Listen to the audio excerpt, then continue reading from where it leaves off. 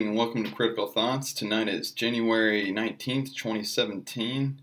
It's the night before Donald Trump's inauguration, and tonight I wanted to talk about some of the implications people have been discussing with a potential Trump presidency. It's still a day, a lot of stuff being talked about happening, a lot of negative stuff. And that being said, this message is actually mostly for the left.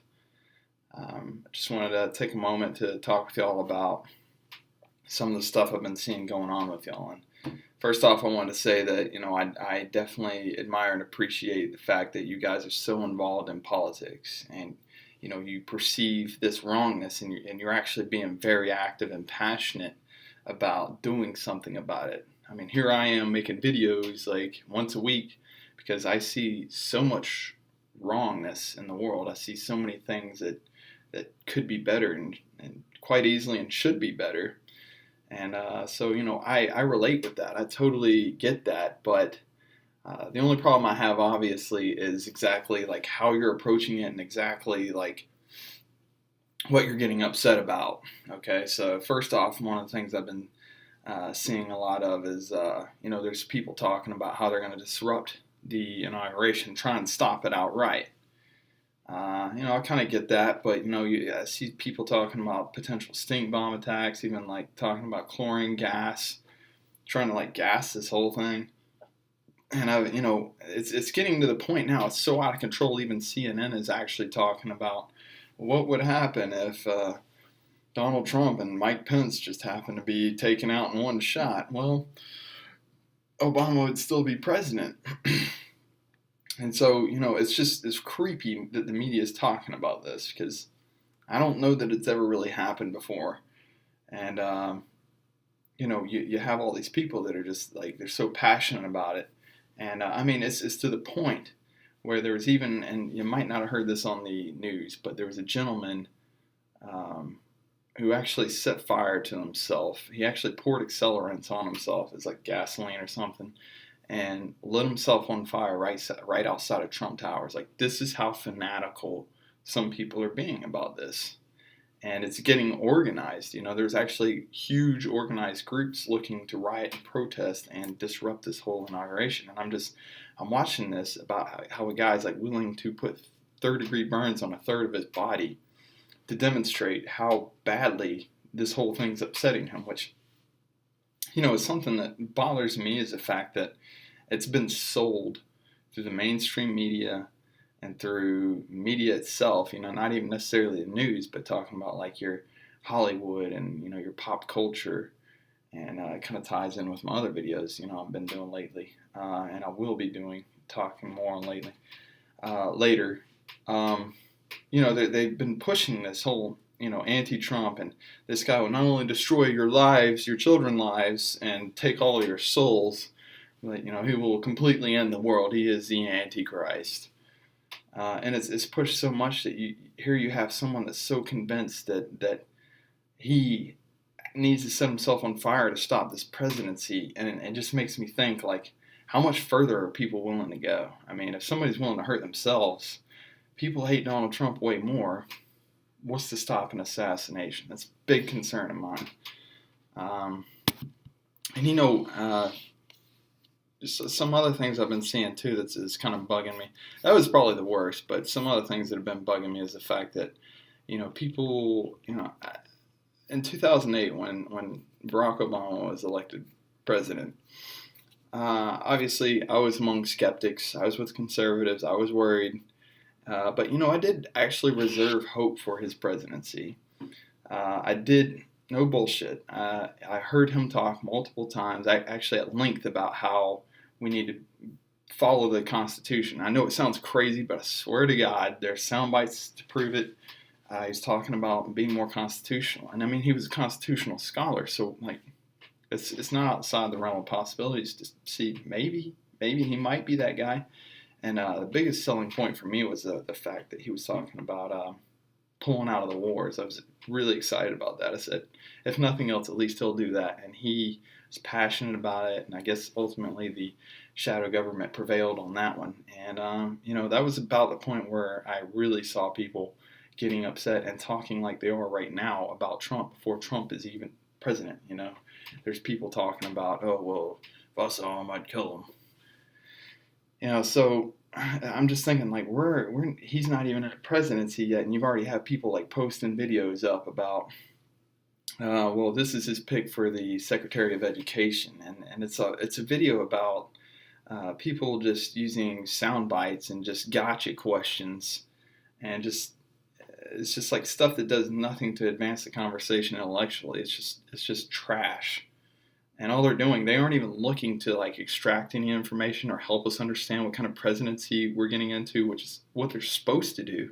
They're just sitting there roasting these people. Like, I mean, how am I supposed to get behind you when you're just like nitpicking the presidency before like it even gets a chance to go? You nitpick every little thing, and like I want to be on your side. I understand. Like this is why I'm reaching out to the liberals right now. Like because us libertarians, we're gonna need you whenever the conservatives all of a sudden forget the Constitution because hey, it's Donald Trump. It's the way it rolls. We're gonna need your help, and we can't have you crying wolf. Because here's the thing. I'm listening to you now, but it's going to get to a point where you just keep posting this crap, and I just stop listening. I just write you off, and everything you say, I'm just instinctively going to think, oh well, what's wrong about this? Because this guy's never right, and that's just how you've been lately. I saw a post by Sean King talking about a majority of Trump's picks for secretaries were white. Shame, how despicable. And it just brought to mind, MLK Day was the other day, and it just brought a quote by him to mind is, I have a dream that one day people will be judged upon their character rather than the color of their skin. Yeah, that works both ways, guy. So, Sean King, you racist fuck.